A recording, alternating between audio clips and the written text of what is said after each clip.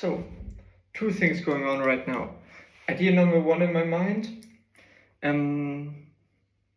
share my stock views of the world with social media. Pick out some good people, pick out some smart people, pick out some people that actually know their shit, and double, triple, quadruple their money. Don't be hesitant, don't hold back, just deliver raw fucking value. And these people are gonna appreciate it. Post some good posts, post some insights only a select other few people have. Share what others shared a couple days before, what others shared a couple days right now, and just deliver value. And the best thing is, in the era of AI we're living in right now, you can quite literally just have a bot be like, scrape the internet, have this output production side, and just gather info sources from everywhere, post them into these formats, and post it on X on this account. And then just keep at it, keep posting, and eventually you'll amass followers. You'll be like, okay, here, pay me $1 a month. Hey, here, pay me $5 a month. Hey, here, pay me $10 a month. And it's just imminent that you're gonna make a shit ton load of money. And because you're gonna provide so much value to these people that they want to give you their money. This was number one. Number two is I have someone special visiting me.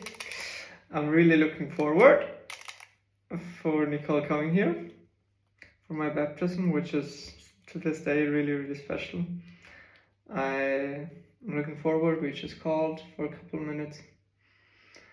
And yeah, it's gonna be awesome. Gonna talk with her dad. And yeah,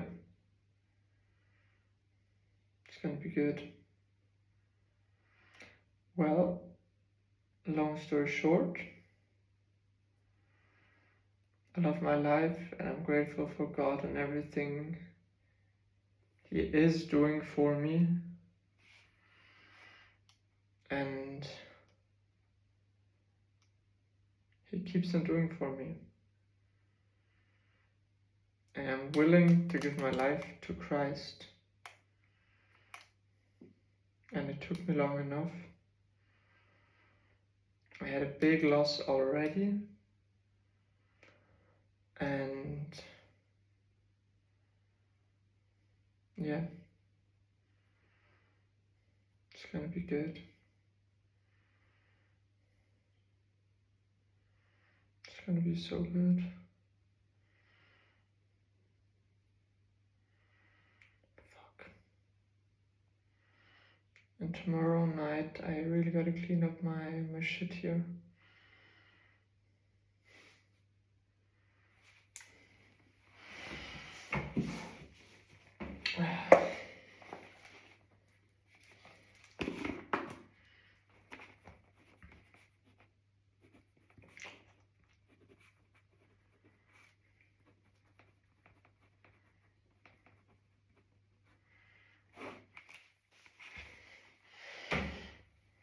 Anyways, now Bible study. We started with Ezra this morning and now we go over to Ezra 2:40. These are the Levites who returned from exile, the families of Jeshua and Kadmiel, descendants of Hodaviah, the singers of the family of Asaph, the gatekeepers of the families of Shallum, Ater, Talmon, Hakub, Hattia, and Shobai. The descendants of the following temple servants returned from exile: Tzihia, Hazufa, Tabaoth, Keros, Zihaya, Padan, Levana, Hagaba, Akub, Hagab, Shelmai, Hanan, Giddel, Gahar, Reaya,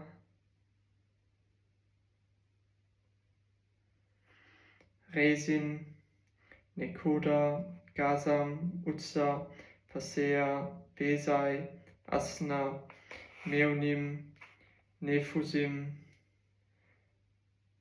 Bakbuk, Hakufa, Harhu, Beziut, Mehida, Harsha, Barkos, Sisera, Tema, Nesaiah, and Hatifa.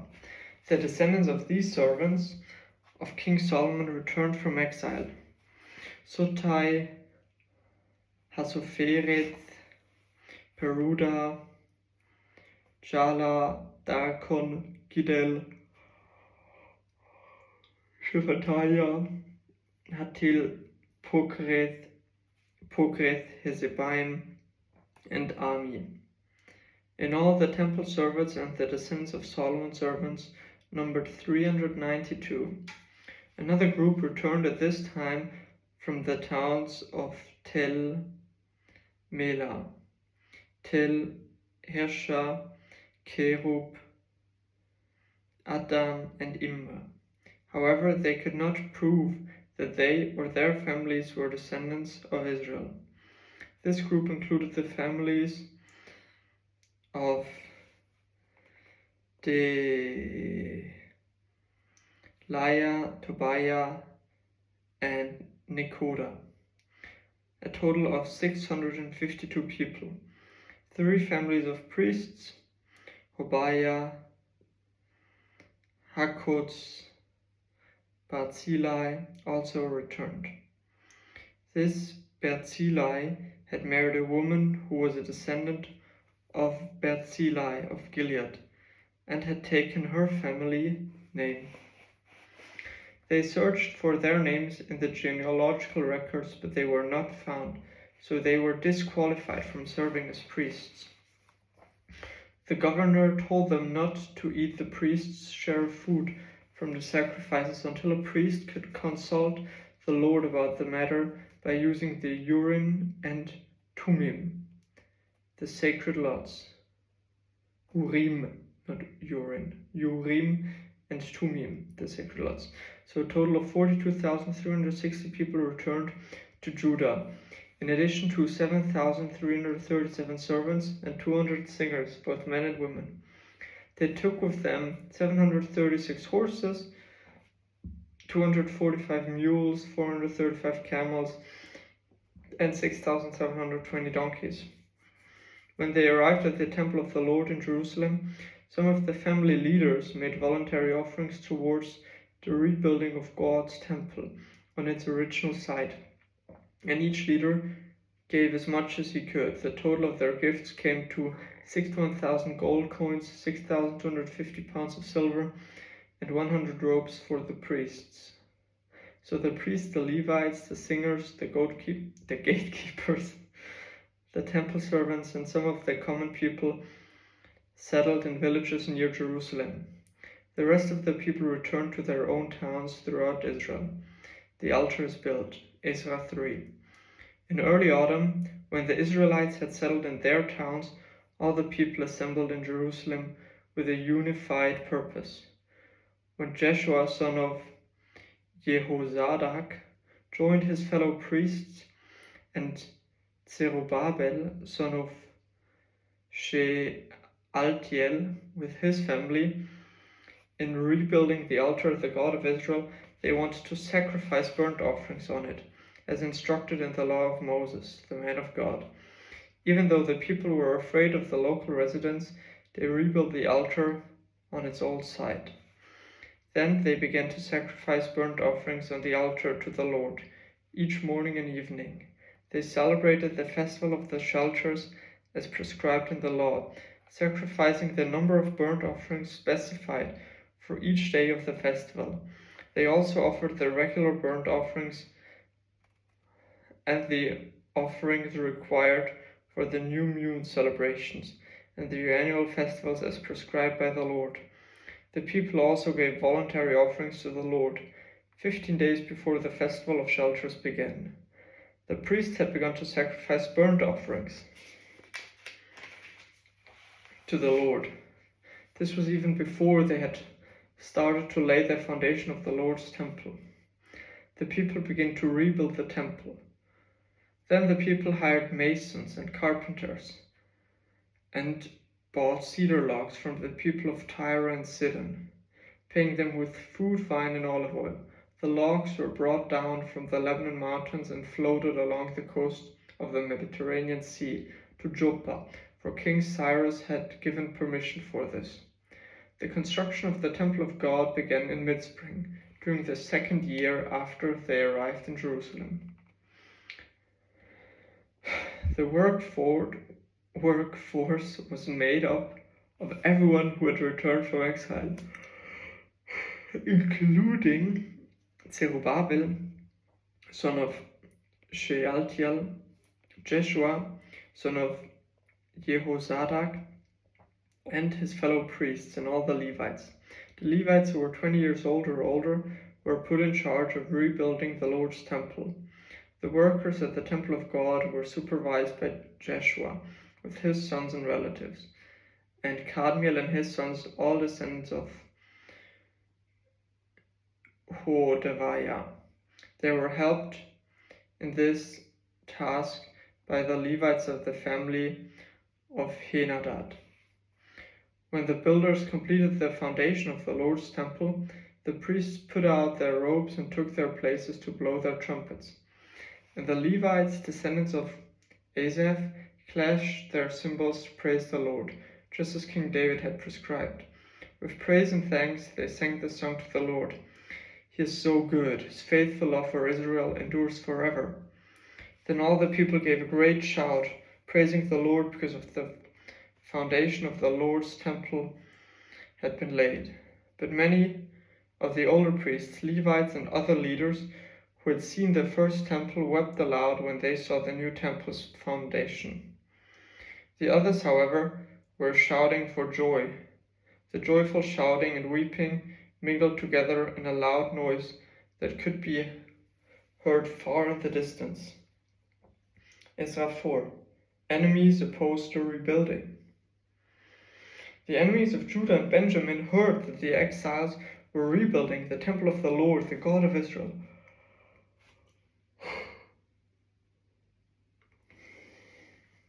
So they approached Zerubbabel and the other leaders and said, "Let us build with you, for we worship your God just as you do. We have sacrificed to him ever since King Esarhaddon of Assyria brought us here." But Zerubbabel, Jeshua, and the other leaders of Israel replied, "You may have no part in this work. We alone will build this temple for the Lord, the God of Israel, just as King Cyrus of Persia commanded us." Then the local residents tried to discourage and frighten the people of Judah to keep them from their work. They bribed agents to work against them and to frustrate their plans. This went on during the entire reign of King Cyrus of Persia and lasted until King Damascus of Persia took the throne. Later, oppositions under Xerxes and Artaxerxes. Years later, when Xerxes began his reign, the enemies of Judah wrote a letter of accusation against the people of Judah and Jerusalem. Even later, during the reign of King Artaxerxes of Persia, the enemies of Judah, led by Bishlam, Mithredath, and Tabel, sent a letter to Artaxerxes in the Aramaic language, and it was translated to the king. Rehum, the governor of Shimshai, the court secretary, wrote the letter telling King Artaxerxes about the situation in Jerusalem. They greeted the king for all their colleagues, the judges and local leaders, the people of Tarpal, the Persians, Babylonians, and the people of Erech and Susa. This is Elam.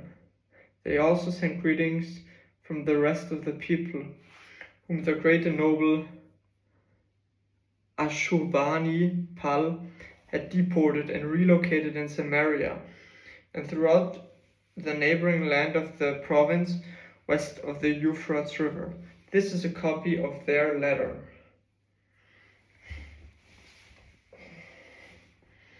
To King Artaxerxes, from your loyal subjects in the province west of the Euphrates River.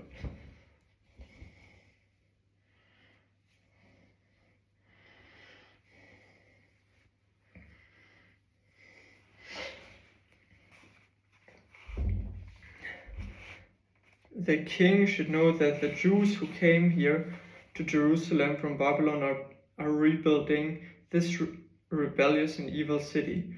We have already laid the foundation and will soon finish its walls. And the king should know that if this city is built and that its walls are completed, it will be much to your disadvantage, for the Jews will then refuse to pay their tribute, customs, and tolls to you. Since we are your loyal subjects and do not want to see the king dishonored in this way, we have sent the king this information. We suggest that a search be made in your ancestors' records, where you will discover what a rebellious city this has been in the past. In fact, it was destroyed because of its long and troublesome history of revolt against the kings and countries who controlled it. We declare to the king that if this city is rebuilt, its walls are completed, the province west of the Euphrates River will be lost to you. Then King Artaxerxes sent this reply to Rehum, the governor, Shimshai, the court secretary, and their colleagues living in Samaria and throughout their province west of the Euphrates River. Greetings. The letter you sent has been translated and read to me. I ordered a search of the records and have found that Jerusalem has indeed been a hotbed of insurrection against many kings. In fact, rebellion and revolt are normal there. Powerful kings have ruled over Jerusalem and the entire province west of the Euphrates River, receiving tribute, customs, and tolls. Therefore, issue orders to have these men stop their work. The city must not be rebuilt except at my express command. Be diligent and don't neglect this matter, for we must not permit the situation to harm the king's interests. When this letter of King Artaxerxes was read to Rehum, Shimshai, and their colleagues, they hurried to Jerusalem. Then, with a show of strength, they forced the Jews to stop the building. The rebuilding resumes. So the work of the temple of God in Jerusalem had stopped, and it remained at standstill until the second year of the reign of King Darius of Persia. At that time the prophets Haggai and Zechariah, son of Iddo, prophesied to the Jews in Judah and Jerusalem. They prophesied in the name of the God of Israel, who was over them. Zerubbabel, son of Shealtiel, and Jeshua, son of Jehozadak, responded by starting again to rebuild the temple of God in Jerusalem, and the prophets of God were with them and helped them. But Tattenai, governor of the province west of the Euphrates River, and Shethar-bozenai and their colleagues soon arrived in Jerusalem and asked, "Who gave you permission to rebuild this temple and restore the structure?"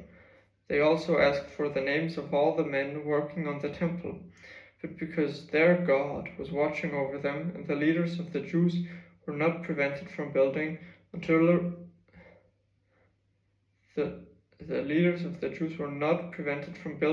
a report was sent to Darius, and he returned his decision. Tattenai's letter to King Darius. This is a copy of the letter of Tattenai the governor. Shethar-bozenai and the other officials of the province west of the Euphrates River sent to King Darius. To King Darius, greetings. The king should know that we went to the construction site of the temple of the great God in the province of Judah. It is being rebuilt with its specialty prepared stones, and the timber is being laid on its walls. The work is going forward with great energy and success.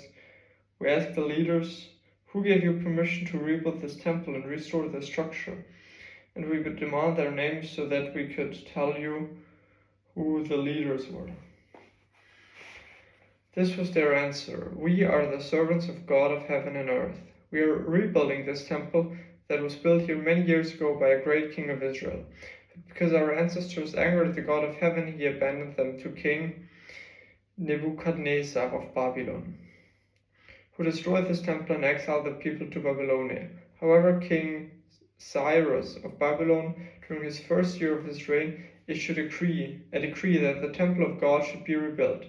King Cyrus returned the gold and silver cups that Nebuchadnezzar had taken from the temple of God in Jerusalem and had placed it in the temple of Babylon. These cups were taken from that temple and presented to a man named Sheshbazzar, whom King Cyrus appointed as governor of Judah. The king instructed him to return the cups to their place in Jerusalem and to rebuild the temple of God there on its original site. So this Sheshbazzar came and laid its foundations of the temple and God in Jerusalem. The people have been working on it ever since, though it is not yet completed. Therefore, if it pleases the king, we request that a search be made in the royal archives of Babylon to discover whether King Cyrus ever issued a decree to rebuild God's temple in Jerusalem, and then let the king send us his decision in this matter. Ezra 6. Darius approves the rebuilding. So King Darius issued orders that a search be made in Babylonian archives, which were stored in the treasury.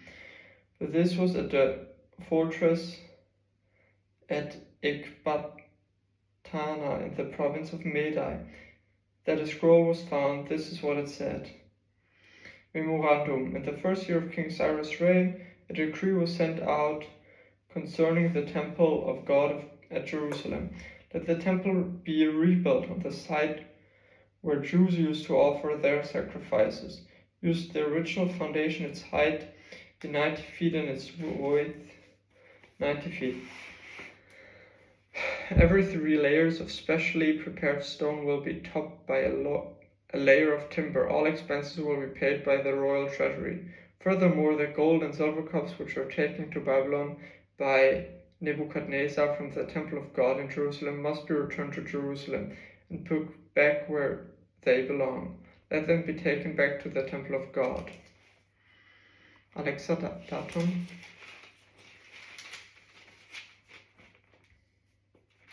Today is the 15th of April evening session.